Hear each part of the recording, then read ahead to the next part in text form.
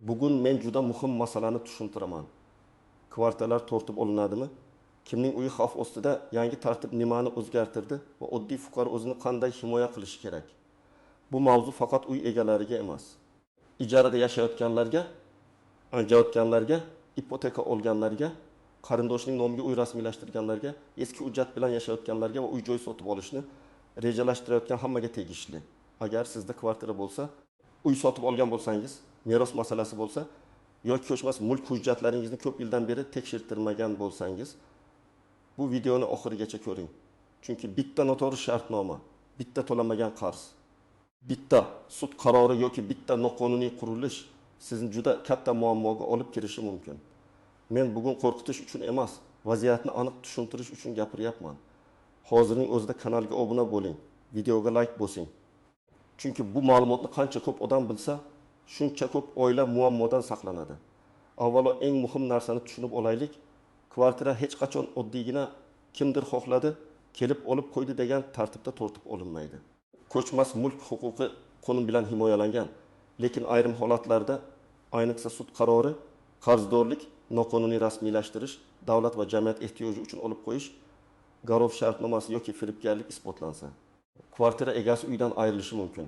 Odamlar orasida yangi qonun chiqibdi, endi hammaning kvartirasini olib qo'yishar ekan degan gaplar yuradi. Men bunday vahmali gaplarga ko'r-ko'rna ishonmaslik kerakligini aytaman.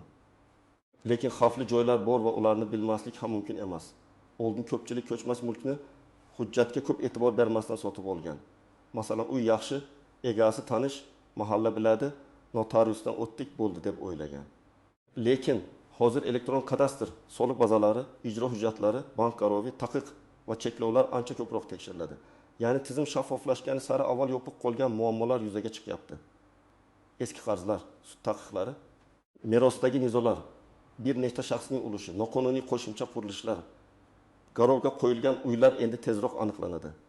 Yangi tartib va amaliyotdagi o'zgarish shundan iboratki, ko'chmas mulk bo'yicha ma'lumotlar bir nechta idoralar orqali solishtiriladi. Agar kvartira qarzdorlik bo'yicha ijroga qo'yilgan bo'lsa, agar u bankka garovda turgan bo'lsa, agar sud tomonidan xatlov qo'yilgan bo'lsa, agar yer yoki bino hujjatlarida jiddiy nomuvofiqlik bo'lsa, fuqaro buni bilmasdan bitim qilsa ham keyin katta muammoga duch kelishi mumkin. Shuning uchun men har doim aytaman, uy sotib olishda eng katta xato narxga qarab shoshilishdir. Arzon uy ko'pincha arzon emas, balki ichida yashirin xavfi bor uy bo'lishi mumkin. Birinchi toifa bankdan ipoteka yoki kredit olib, kvartirasini garovga qo'yganlar. Agar siz ipoteka olgan bo'lsangiz, uy sizniki. Lekin u bank oldidagi majburiyat bilan bog'langan. Oddiy qilib aytsam, siz kvartirada yashaysiz, egalik qilasiz, lekin kredit to'liq yopilmaguncha bankning garov huquqi mavjud bo'ladi. Agar to'lovlarni muntazam to'lamasangiz, bank darrov kvartirani olib qo'ymaydi. Avval ogohlantirish bo'ladi, qarzdorlik undiriladi, qayta tuzish taklif qilinishi mumkin. Keyin sud yoki ijro tartibi ishga tushadi. Lekin qarz juda ko'payib, fuqaro umuman to'lamasa, garovdagi kvartira sotuvga chiqarilishi mumkin. Masalan, bir oila 5 million so'mlik kvartira olgan, 200 million so'mni ipoteka qilgan. Oyga 5 million so'm to'lashi kerak. Dastlab 1 yil to'lab yurdi, keyin ishidan ayrildi va 8 oy to'lamadi. Qarzdorlik asosiy qarz foiz penya bilan 15 million so'mga yetdi. Bu holatda bank men sizni ko'chaga chiqaraman deb darrov kelmaydi, lekin huquqiy jarayon boshlanadi. Agar fuqaro bankka borib, vaziyatini tushuntirib, restrukturizatsiya so'rasa, masalan, to'lov muddatini uzaytirish, vaqtincha yengillik olish, penya bo'yicha kelishish imkoniyati bo'lishi mumkin. Agar u telefonni ko'tarmasa, xatlarga javob bermakas, sudga bormasa, keyin ijro harakati boshlanganda nega meni eshitishmadi deyish kech bo'ladi. Ikkinchi toifa, katta qarzi bor va nomida kvartira turgan fuqarolar. Bu faqat bank krediti emas, aliment qarzi, soliq qarzi, tadbirkorlik bo'yicha qarz. Sud qarori bilan undiriladigan zarar, kafillik bo'yicha majburiyat bo'lishi mumkin. Agar sud qarori kuchga kirgan bo'lsa va qarzdor ixtiyoriy to'lamasa, davlat ijrochisi mol-mulkni aniqlaydi. Avval bank hisoblari, oylik, avtomobil, boshqa mol-mulk ko'riladi. Lekin qarz katta bo'lsa va boshqa mol-mulk yetmasa, ko'chmas mulkka ham taqiq yoki xatlov qo'yilishi mumkin. Masalan, bir odam do'stiga 2 million so'm kredit olishda kafil bo'lgan. Faqat imzo qo'yib beraman. Hech narsa bo'lmaydi deb o'ylagan. Do'sti kreditni to'lamagan. Bank sudga bergan va kafil ham javobgar bo'lib qolgan. Kafilning nomida bitta kvartira bor. U men pulni olmaganman deydi. Lekin kafil bo'lgani uchun majburiyatni bo'yniga olgan. Mana shunday vaziyatlarda uyga nisbatan cheklov qo'yilishi ehtimoli paydo bo'ladi. Shuning uchun men har doim aytaman, kafillik bu shunchaki yordam emas. Bu o'z mulkingiz bilan javob berish xavfidir. Uchinchi toifa hujjatlari chala yoki nomuvofiq bo'lgan uy egalari. Ba'zi odamlar kvartirani qayta rejalashtirgan, balkon qo'shgan, devor buzgan, noturar joyni turar joyga aylantirgan. Lekin ruxsat olmagan. Ba'zan uy maydoni hujjatda 62 kvadrat metr, amalda 6 kvadrat metr bo'ladi. Ba'zida potval, tom umumiy foydalanish joyi o'zlashtirilgan bo'ladi. Bunday holatda ham darrov kvartira tortib olinadi demayman. Lekin jarima, tiklash majburiyati, rasmiylashtirish talabi yoki sud nizosi kelib chiqishi mumkin. Ayniqsa ko'p qavatli uyda umumiy konstruksiyaga zarar yetkazilgan bo'lsa, bu faqat sizning xonadoningiz masalasi emas. Butun binoning xavfsizligi masalasidir. Masalan, 9 qavatli uyda bir xonadon egasi oshxona bilan balkon orasidagi devorni buzib maydonni kengaytirgan. Unga bu qulay ko'rinadi. Lekin agar buzilgan devor yuk ko'taruvchi konstruksiya bo'lsa, qo'shnilar va boshqaruv kompaniyasi shikoyat qilishi mumkin. Tekshiruvda ruxsatsiz o'zgartirish aniqlansa, uy egasidan avvalgi holatga qaytarish talab qilinadi. Agar u bajarmasa, sud orqali majburiy ijro bo'lishi mumkin. Demak, xavf kvartirani tortib olishdan oldin hujjatni to'g'rilamaslik va qoidani mensimaslikdan boshlanadi. 4-toifa uy sotib olayotganlar. Eng ko'p xato mana shu yerda bo'ladi. Odamlar notarius o'tkazsa hammasi toza deb o'ylaydi. Notarius muhim tekshiruvlarni qiladi. Lekin xaridor ham o'zini himoya qilishi kerak. Kvartira garovda emasmi? Taqiq yo'qmi? Sotuvchining turmush o'rtog'i rozimi? Merosxo'rlar e'tiroz qilmaydimi? Uyda voyaga yetmagan bolalar ro'yxatda turmaganmi? Kommunal qarzlar bormi? Sud nizosi yo'qmi? Bularni oldindan tekshirish kerak. Misol keltiraman. Xaridor 7 million so'mga kvartira olmoqchi. Sotuvchi shoshiryapti. Bugun pul bersangiz 30 million arzon qilaman deyapti. Xaridor g'uvonib boshlang'ich to'lov sifatida 100 million so'mni qo'lga beradi. Tilxat oladi. Keyin ma'lum bo'ladiki, kvartiraga sud tomonidan taqiq qo'yilgan. Sotuvchini sota olmaydi. Endi xaridor pulini qaytarish uchun sudma-sud yuradi. Shuning uchun men hech qachon katta summani oddiy tilxat bilan berishni tavsiya qilmayman. Avans, zakalat, oldi sotish shartnomasi, pul o'tkazish tartibi hammasi huquqiy xavfsiz bo'lishi kerak. 5-toifa meros orqali kvartira olganlar. Meros masalasida ko'pincha yashirin da'vogarlar chiqadi. Masalan, ota vafot etgan, kvartira bitta farzand nomiga o'tgan. Oradan 2 yil o'tib, boshqa farzand men merosdan xabarim bo'lmagan deb sudga murojaat qiladi. Yoki marhumning avvalgi nikohdan farzandi borligi ma'lum bo'ladi. Agar meros rasmiylashtirishda xatolik bo'lsa, keyingi oldi sotdi bitimlar ham nizoga tushishi mumkin. Shuning uchun merosdagi kvartirani sotib olayotganda ayniqsa ehtiyot bo'lish kerak. Kim unchalik xavotir olmasligi mumkin. Agar kvartira sizning nomingizda to'liq rasmiylashtirilgan bo'lsa, kadastr hujjatlari joyida bo'lsa, garovda turmasa, sud taqiqi bo'lmasa, katta ijro qarzdorligingiz bo'lmasa, soliq va kommunal masalalar tartibli bo'lsa, hech kim sizning uyingizni asossiz olib qo'ya olmaydi. Qonunda mulk huquqi himoyalangan, lekin meniki-ku deb hujjatlarni yillar davomida tekshirmaslik ham to'g'ri emas. Mulk egasi bo'lish bu faqat kalitga ega bo'lish emas. Hujjatlarni boshqarish hamdir. Birinchi nozik masala davlat va jamiyat ehtiyoji uchun olib qo'yish. Ba'zan yo'l kengaytirish, metro, maktab, shifoxona, infratuzilma yoki hududni rekonstruksiya qilish uchun yer uchastkasi yoki undagi uy-joy olib qo'yilishi mumkin. Bu holatda ham mulk egasi shunchaki kompensatsiyasiz qolmasligi kerak. Asosiy talab qonuniy tartib oldindan xabardor qilish. Baholash, kelishuv yoki belgilangan kompensatsiya. Fuqaroning huquqi shuki, u baholashdan norozi bo'lsa, e'tiroz bildirishi, mustaqil baholovchi jalb qilishi, sudga murojaat qilishi mumkin. Masalan, eski mahallada 6 kvadrat metrli hovli bor. Hudud rekonstruksiyaga tushdi. Egaga sizga boshqa joydan 2 xonali kvartira beramiz deyishdi. Lekin uning uyida 5 kishi yashaydi. Yer maydoni ham bor. Qo'shimcha qurilmalari qonuniy rasmiylashtirilgan. Bunday vaziyatda fuqaro jim turmasligi kerak. U kadastr hujjatlari, uy maydoni, yer maydoni, baholash xulosasi, oila a'zolari ro'yxati, qo'shimcha qurilmalar hujjatini yig'ib, kompensatsiya adolatli bo'lishini talab qilishi kerak. Agar kelishuv imzolanib ketgan bo'lsa, keyin e'tiroz qilish ancha qiyinlashadi. Shuning uchun hech narsani o'qimasdan imzo qo'ymang. Ikkinchi nozik masala yagona uy masalasi. Ko'pchilik agar bu mening yagona uyim bo'lsa, uni hech qachon olib qo'yishmaydi deb o'ylaydi. Bu gap har doim ham mutlaq emas. Ayrim qarzdorliklarda yagona turar joyga nisbatan himoya kuchli bo'lishi mumkin, lekin agar uy garovga qo'yilgan bo'lsa, masalan ipoteka bo'yicha bu boshqa masala. Siz o'zingiz shartnoma imzolab, shu uyni majburiyat ta'minoti sifatida bergan bo'lasiz. Shuning uchun yagona uy degan tushuncha garov majburiyatidan avtomatik qutqarmaydi. Har bir holatda shartnoma, sud qarori va qarz turi alohida ko'riladi. Uchinchi nozik masala. Turmush o'rtog'ining roziligi. Nikoh davrida olingan kvartira ko'pincha umumiy mulk hisoblanadi. Hatto hujjat faqat er yoki xotin nomida bo'lsa ham. Agar bunday kvartira sotilayotgan bo'lsa, turmush o'rtog'ining roziligi kerak bo'lishi mumkin.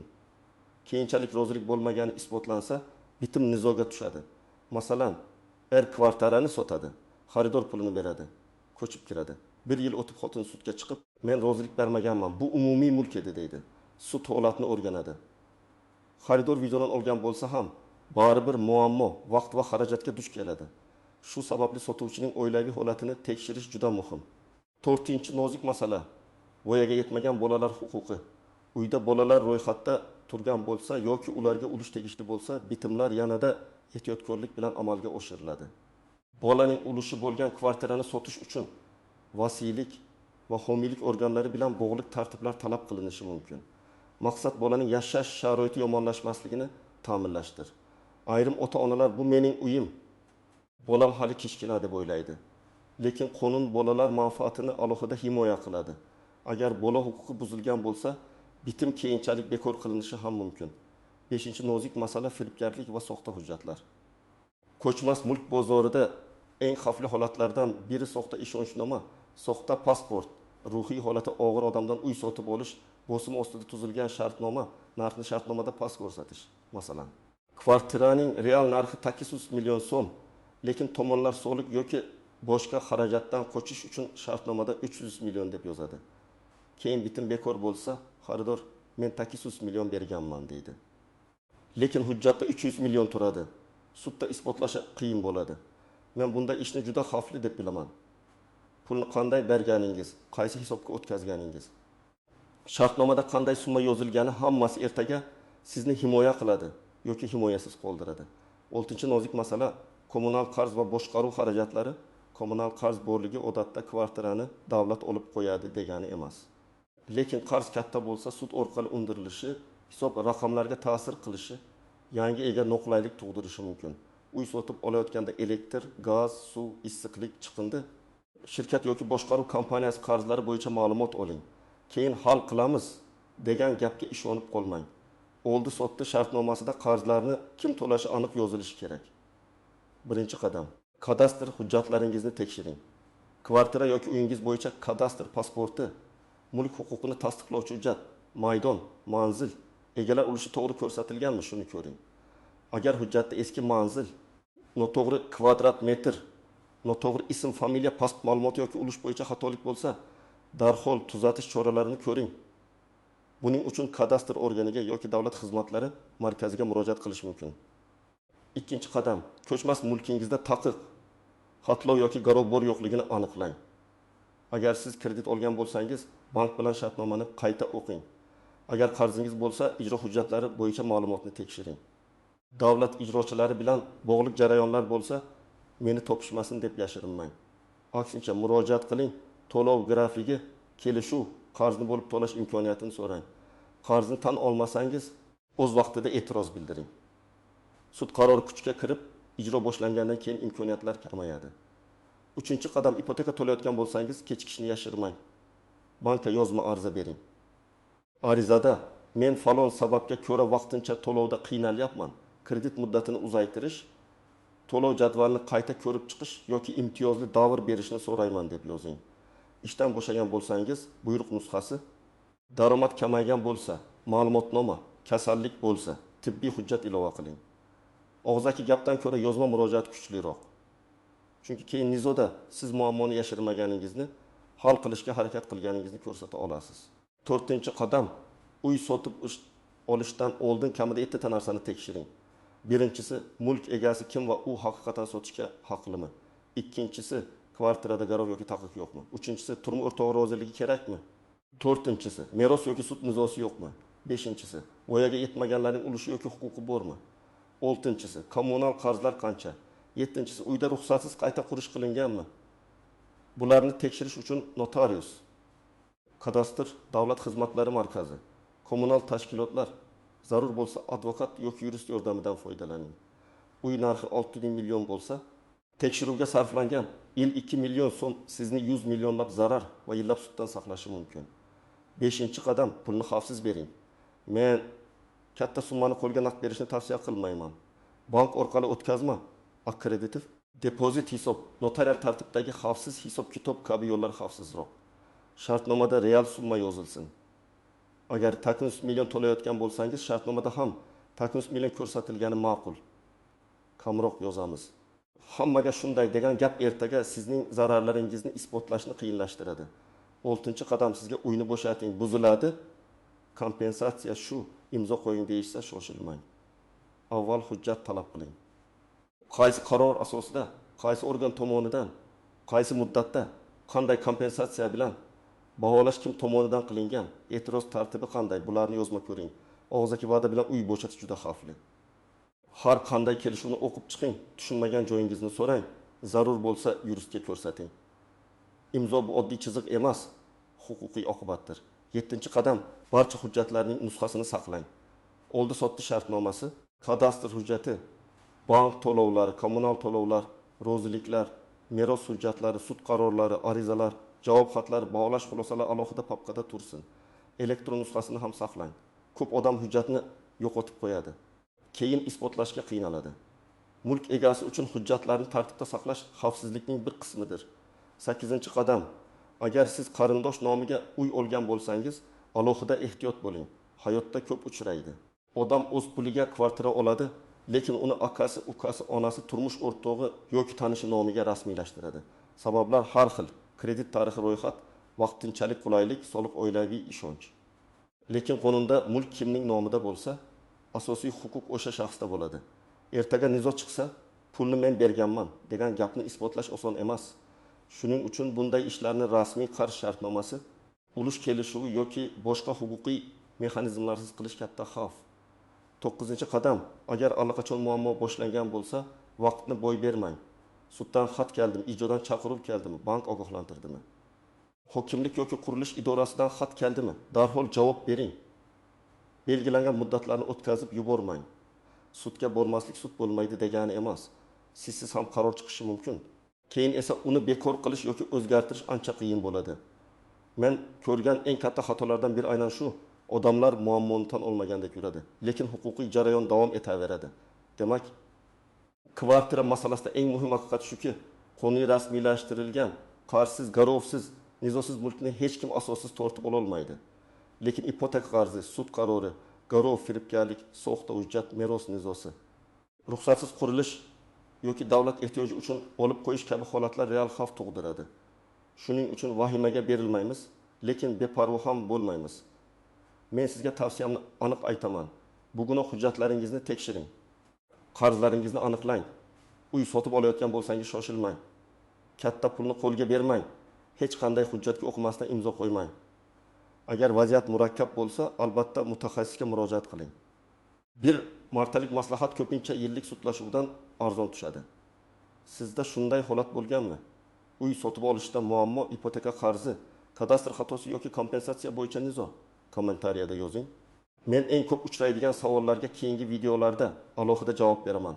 Videoni foydali deb bilgan bo'lsangiz, like bosing, yaqinlaringizga yuboring va kanalga obuna bo'ling. Chunki uy-joy masalasida bitta to'g'ri ma'lumot butun oilaning mulkini saqlab qolishi mumkin.